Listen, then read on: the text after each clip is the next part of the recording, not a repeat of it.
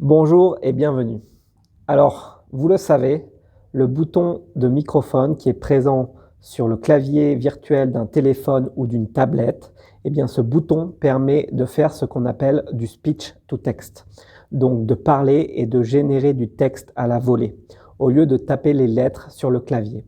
Donc a priori, c'est assez sympa comme fonctionnalité lorsqu'on n'aime pas trop écrire ou pour prendre des notes en n'étant pas dans une bonne position ou une bonne disposition pour utiliser un clavier.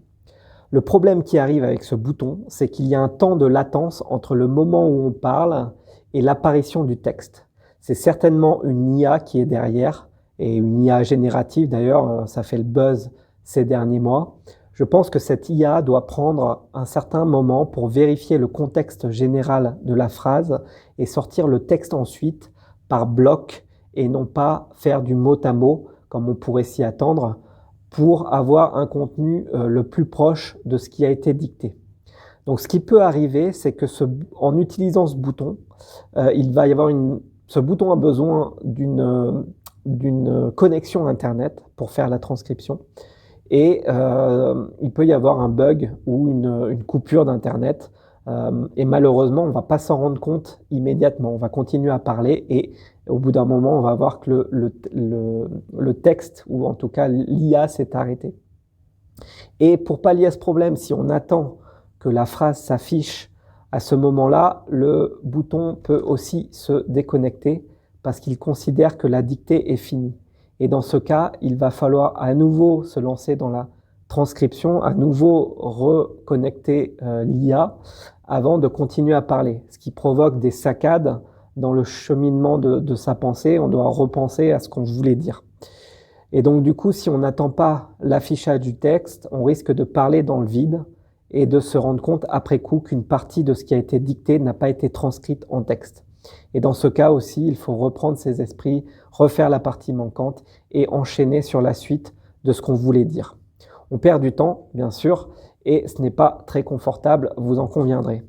Donc l'alternative pour créer un premier jet à partir d'une idée serait quand même plutôt d'utiliser un dictaphone que cette fonctionnalité, même si ça ajoute une étape de plus pour faire la transcription après coup et pas sur le moment. Donc via un script, moi j'utilise beaucoup Python pour ça. Et ensuite, on se concentre, quand on fait ça en tout cas, on se concentre uniquement sur le fait de sortir l'idée en parlant, comme si on voulait expliquer quelque chose à un proche ou à un ami. Et en plus, on peut marcher sans regarder le texte s'afficher, ce qui permet de faire une sorte de brainstorming en limitant le risque de se distraire par la technique. Donc là, justement, la technique, vous voyez que j'ai perdu une lumière.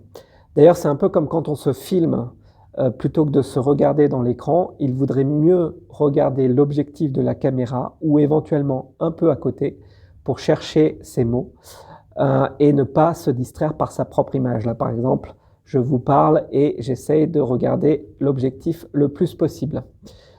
Et donc du coup, et donc voilà, et prendre le risque, comme je viens de le faire, d'être distrait. Ces temps-ci, je produis donc beaucoup d'audio et des vidéos en marchant dans la rue. Et comme je suis en Inde, je n'ai pas peur du ridicule puisque personne ne va comprendre ce que je vais dire en fait. Et donc, je retouche après coup sur tablette ou sur PC le texte une fois rentré à la maison. Et donc, c'est une pratique que j'ai introduite ces derniers mois pour lancer une pratique de création de contenu d'une manière régulière. Et je vous invite à faire également la même chose dans votre quotidien si ce n'est pas déjà fait. Donc voilà donc un problème que je voulais souligner avec ce genre de fonctionnalité. J'espère que cela vous a plu et je vous dis à très bientôt pour un prochain contenu. Merci et bonne journée.